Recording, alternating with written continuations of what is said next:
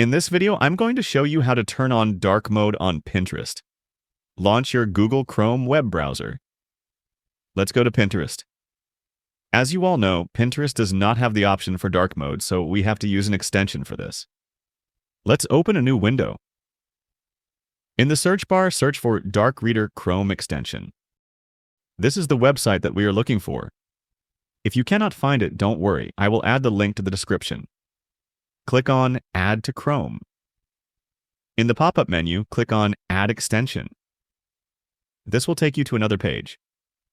Close the page and go back to the Pinterest window. Here you can see that Pinterest is now in dark mode. Feel free to reach out if you encounter any issues during the process. If this video helps you out, please leave a like and subscribe. Comment below if you have any questions.